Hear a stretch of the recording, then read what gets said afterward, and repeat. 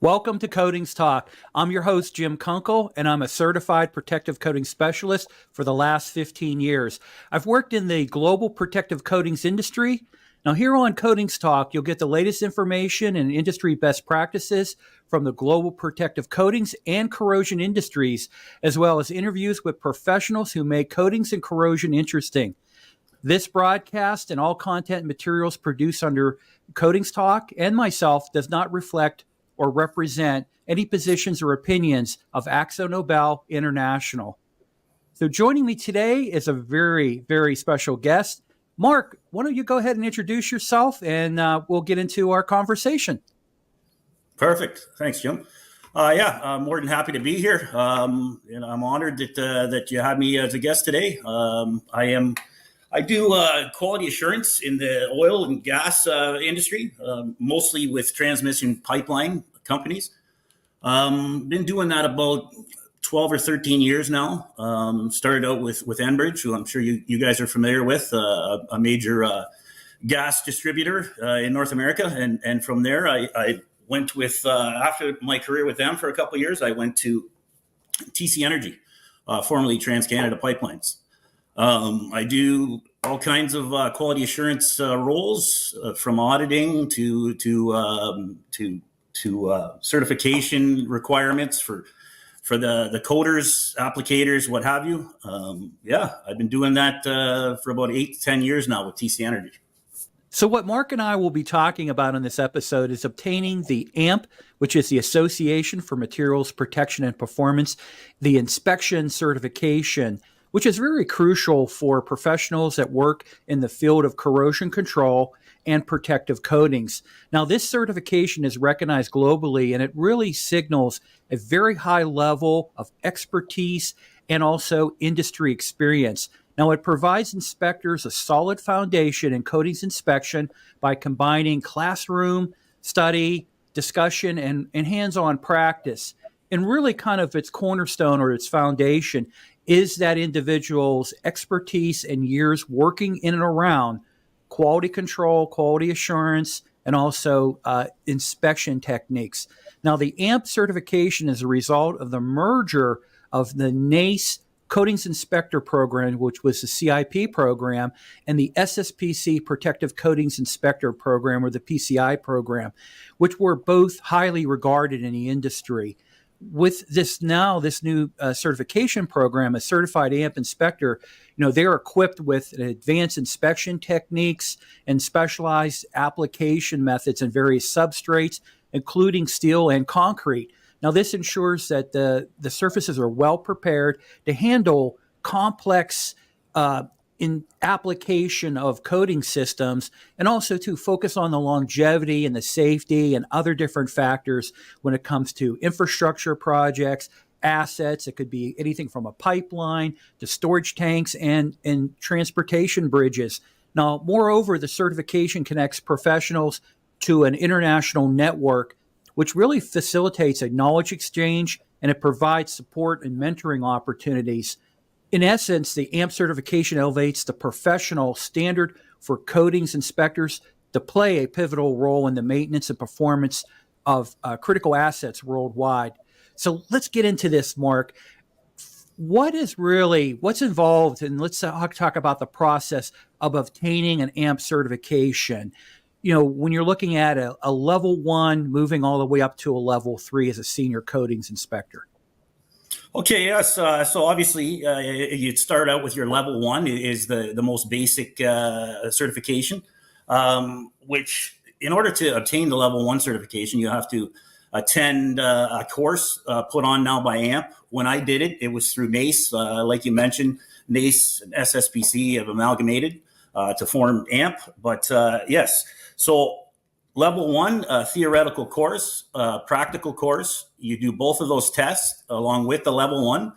And if you're successful in those tests, you can be classified as a level 1 coating inspector.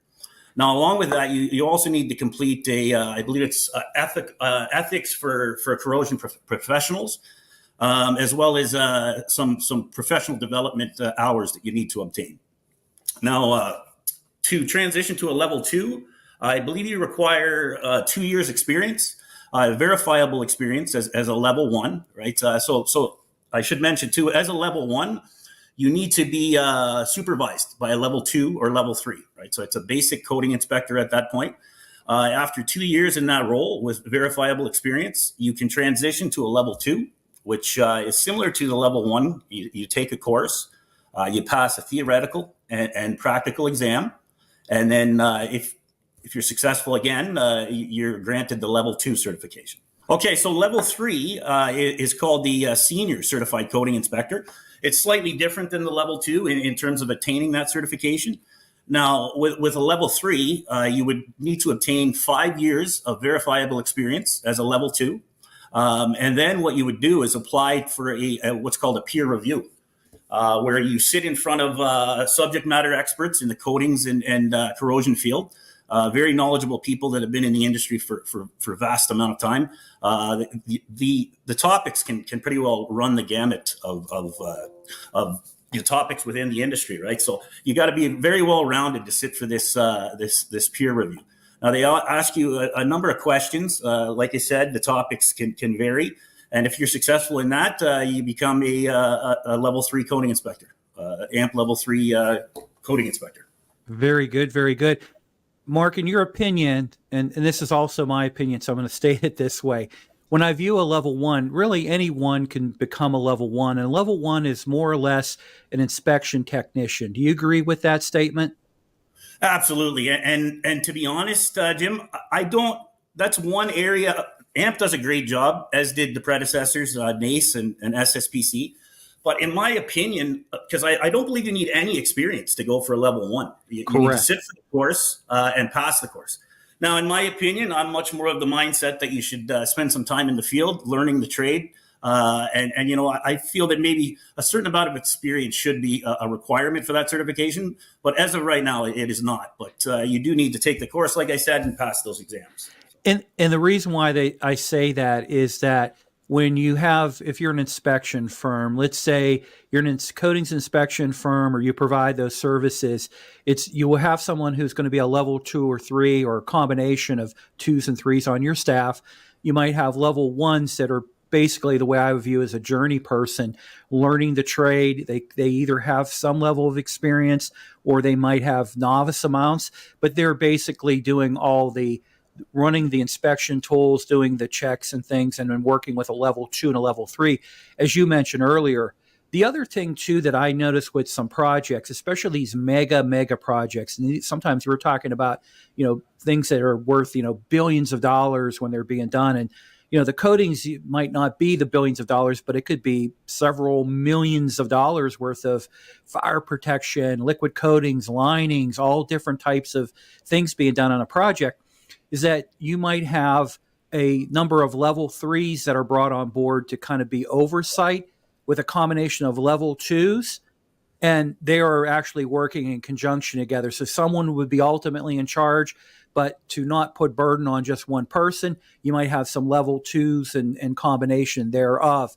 And I think that's really nice to have the hierarchy that AMP has set, saying that, when you're a senior certified, that is truly the ultimate in certification, experience, and also, too, when you pointed out about taking the ethics and things like that, there's a lot that goes into obtaining that certification, but to maintain it, there's even a lot more when it comes to ongoing training, ethics, even having a clean inspection, staying away from any things that could cause run you afoul of things.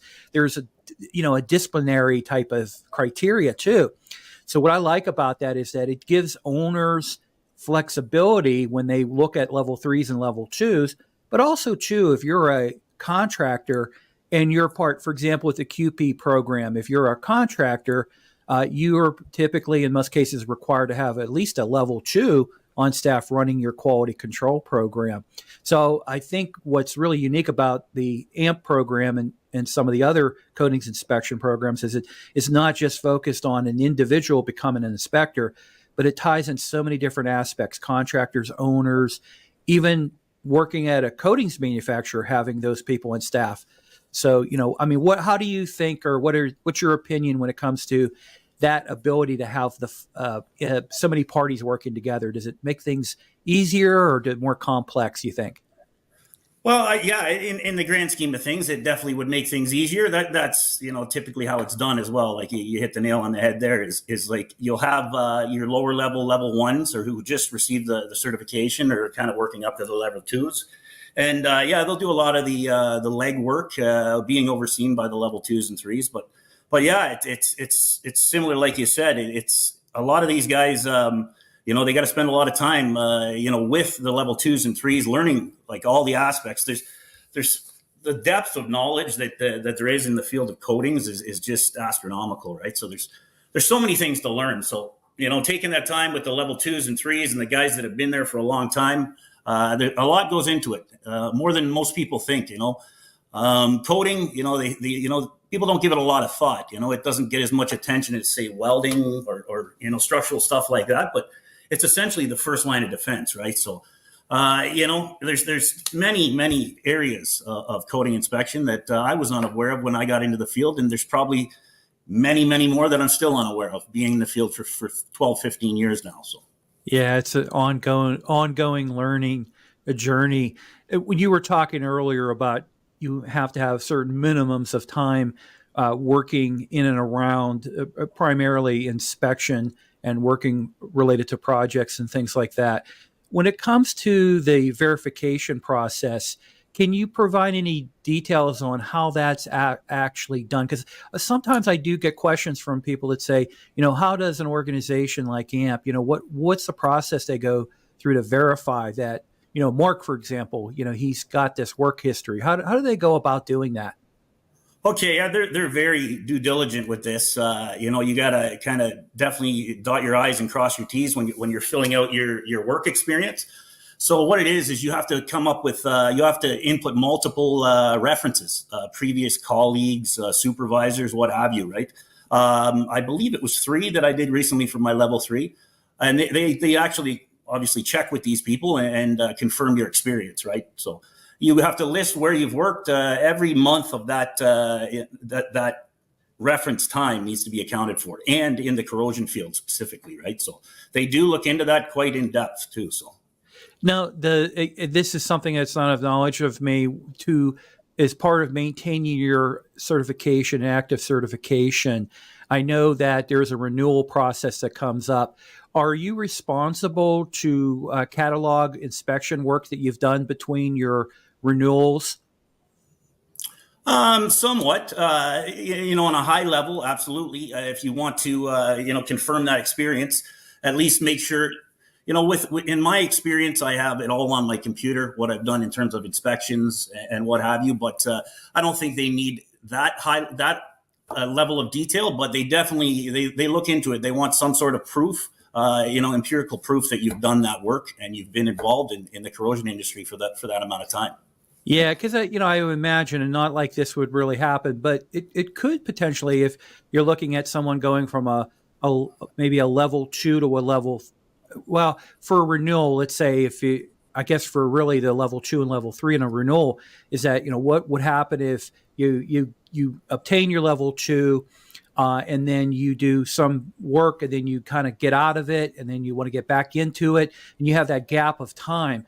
I would imagine that will weigh against you if you're trying to make a challenge for a level 3. So I do. It's very good to know that there is some background checks when it comes to that. Now, when we're looking at the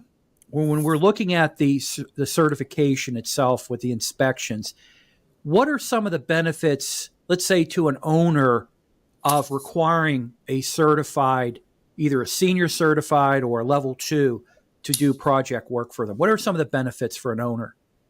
Well, like you mentioned before, AMP is a global organization, right? So it's a level playing field in terms of certification, globally, right? So this is it's a highly in-depth course and certification regime, right? So just from an employer standpoint, if you're hiring an AMP certified coating inspector, you can pretty well rely on their expertise, right? It's well vetted. These guys, they've put in the time, in the field, and they've been tested to these long-standing programs, right? So just a tidbit of information too. I read recently that level 3 CIP, it has a very, very high failure rate for that peer review as well. So it's not like these are not easy certifications to obtain. You can't just wing these things. It takes a lot of time, doing these jobs in the field and studying the theoretical point as well, right? So that's a really good point, and also too, kind of fortify the decision by the owner to look at someone who's a senior certified is that, not everybody walks into a peer review and challenges a peer review and walks out as a senior certified. So that's really important. Now, for you, as you doing this inspection, the inspector journey, what are some of the benefits for you both professionally and personally to obtain the certifications? You know what? I started in coding and applying coding. So I'll tell you, most of my experience is in the pipeline industry, like I mentioned initially. I started out there, and then within a few years, I got my level 1, which I said is NACE at the time. But I've gained so much knowledge over the years just from networking with other colleagues that from the NACE program, or even directly in the courses. I've made a lot of contacts, and all of that is information and knowledge that I never would have had otherwise. I don't, in terms of the certifications, I can assure you that a lot of places, I'd say the majority of people that are going to be hiring even consultants on a contract basis or otherwise are looking for these certifications. And there is a few in the market, but AMP is by far the gold standard, right? So I'm certain there's jobs I've gotten that I wouldn't have without that certification. And also, I know nowadays, with everything being more digital, they actually it's a computer or it's done automatically in vetting these resumes. And if you don't have that qualification in your CVOR or your resume, you don't even get a second look, right? Maybe not even a first look. You don't make it past the screening of the computer, right? So yeah, I know that these are important certifications, and they're looked upon highly in the industry. Yeah, when you really think about it, the benefit to the individual, the professional, to obtain this could be a couple things. When we talk about career pathway, we're still currently having a very hard challenge, no matter where we are globally in the protective coding side, to attract a younger generation in to be able to do the surface preparation, coding application, quality control, getting into inspection. And what I like about the inspection certification, now you could have someone go through the ranks, become really great and certified potentially in surface prep, coding application. Now they have the ability to become a quality control supervisor, or actually a level 2 or whatever they want to obtain, and then move on to, if they wanted to, inspection. They could work for an inspection firm that does the services, or entrepreneurial kicks in and they can say, hey, I'm a senior certified, I've gone through peer review, I've grown up through the ranks, and now I want to go out and break out on my own and become my own entrepreneur and be a coatings inspector. So what I like about these type of certifications, and even the specialized ones, when we're looking at fire protection and all the other ones, what's really unique about it is it does showcase that our industry truly has a career pathway. You don't only go in and work for a contractor. You now have the ability to do whatever you want to, go anywhere you want to, even work this into working for an owner, maybe in some type of capacity, running a corrosion program or the coatings program if they do a lot of coatings, like if you work for a pipeline company or refineries and things like that. So I think that's really important too, is that career pathway. Yes, absolutely. Like you said, I know that AMP does, they have many sector-specific different certifications as well. And that's one thing I've been pushing for a lot even with my clients out in the field, is because there's been a few scenarios where I've had, a contractor QC show up on site, and they're well-versed because CIP tests for everything, right? Or the coating inspector program tests for everything. You need to know, from coating concrete all the way to steel substrates, right? But what you'll find is a lot of guys, they work in one field for a certain amount of time, for a long amount of time, and they're not too familiar with the other. Take, for instance, someone I had out as a QC this year. They were from the bridge sector, right? Coming out to do quality control on application to a steel pipeline, right? They differ quite a bit. Obviously, it's quite different applying to a concrete substrate versus a steel substrate. So I have been pushing with my clients and putting it out there that they utilize these programs that AMP has, the sector specific ones, right? So because right now they look for the CIP or the certified coating inspector, but that's not saying too much as to what their expertise is. Obviously, their expertise is broad throughout the whole coating and coating inspection industry, but there are different sectors, and they do have a lot of programs that could really feed that, right? I do appreciate you pointing that out because, for example, you have the Concrete Coatings Inspector Program, which is a 2-level program and very unique. I don't believe globally there, other than AMP, there's any other concrete coatings inspector program out there. And, I remember taking, when that program became available, I did level 1 PCI. And when I did the CCI, the Concrete Coatings Inspector level 1, what I found was, I thought that would be an easy one to take because I learned a lot of stuff in PCI, but concrete and steel are two different animals. And I think really what becomes apparent when you're working with someone is, especially when you're working with the coatings contractor, if they don't have some experience and background and really, when it comes to certification potentially, or let's say education of concrete, a lot of times I've seen projects go wrong where, maybe, the prep was not done properly and everything was signed off on, or let's say the contractor is doing work as the sun's rising and, that concrete starts to bake in the sun and now you have off gassing happening. You have all type of different scenarios that happen. Concrete could be such a very unique substrate could be very challenging to work with. Yeah, it's night and day, like you said there. It's two very different theories in general, right? So I know I've seen that quite a bit in the field. It's nobody's fault, really. It's where you've worked for a long amount of time. You just don't get exposed to those other substrates, right? So you kind of get comfortable in your ways with steel, and some areas don't apply to other substrates as in concrete, right? So. That's a very good point. Very good point. Now, there'll be viewers watching that are kind of thinking about an opportunity to pursue certification. Going past a level 1 and getting certified to a level 2, or going on for senior coatings inspector. What advice would you have to those that are watching that are interested in obtaining inspection certifications?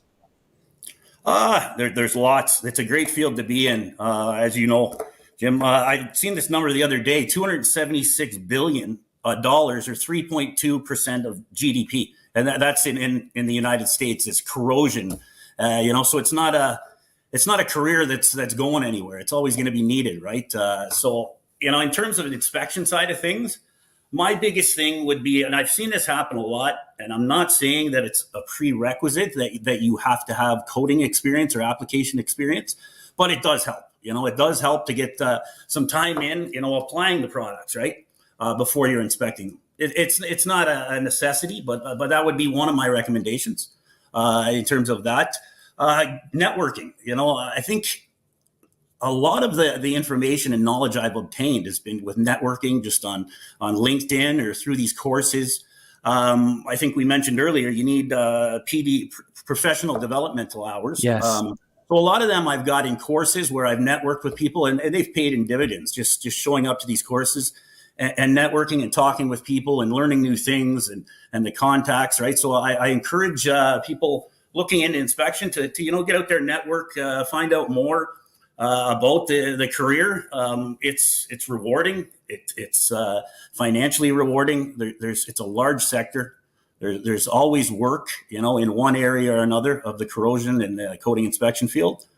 Yeah, it's a career that I would implore people to kind of look into better, because it's been rewarding in my life for sure. Yeah, I do agree with your point regarding having experience, before you really start that journey into an inspector. And the reason why I say that is, even in my capacity, working for a coating manufacturer, I work in and around specifications. I don't do, hands-on. I'm not in a tank. I'm not doing, watching the surface prep, doing the application. Someone like myself, I might have an extensive background in different elements of coatings, but I can never qualify to go on to a level 2 in either concrete or in CIP.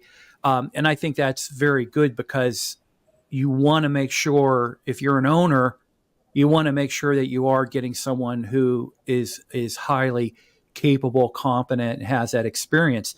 The other thing too is there is a significant amount of investment that goes into it, obtaining the experience, going through different certifications, and then also challenging through a level 2 and a level 3. It does add up in dollars and everything like that, and time investment and commitment. So you really need to make sure the mindset is that this is really what I want to do. The other aspect of it too is, if you're looking to be that entrepreneur, there's risk associated with it. And, you're talking about liability insurance. Those premiums can be pretty sometimes expensive. And then the other thing too is, if you do have a project that goes wrong and you are at fault, it can impact you either through a disciplinary, or you might have some type of an issue when it comes to legal issue. But reputation, once you ruin your reputation, you're done. Yeah. Absolutely. No, I agree with you 100% there.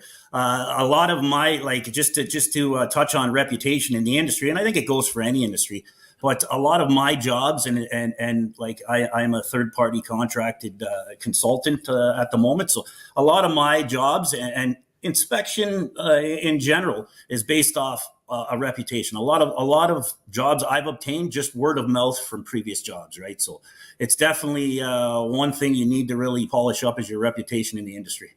Very good, very good.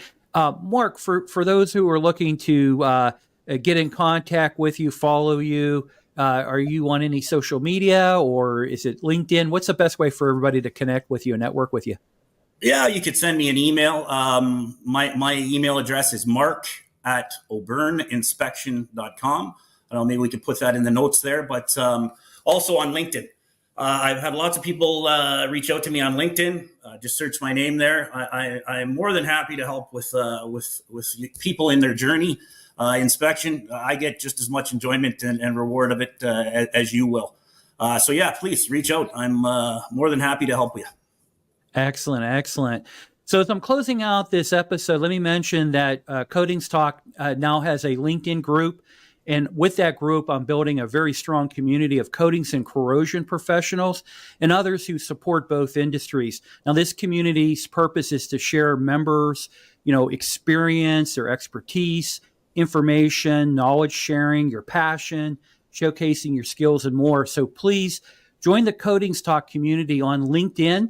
And I'm looking forward to working with new members like you in that community. Also, join me next time as I continue this Coatings Talk and dive deeper into topics such as coatings technology, surface preparation, coating application, corrosion control protection, quality inspection, and more. And also, don't forget to subscribe to the Coatings Talk channel on YouTube. The YouTube channel is doing very well. You can stay updated. And on LinkedIn, the newsletter for Coatings Talk Insight, well over 3,000 subscribers on the newsletter. Thank you to everybody who supports the newsletter on LinkedIn. Really great informative articles on there, and I appreciate all the support and recommendations that I get from everybody. So that being said, have a great afternoon, evening, morning, no matter where in the world you're watching this broadcast. Thank you, Mark. Thanks for having me.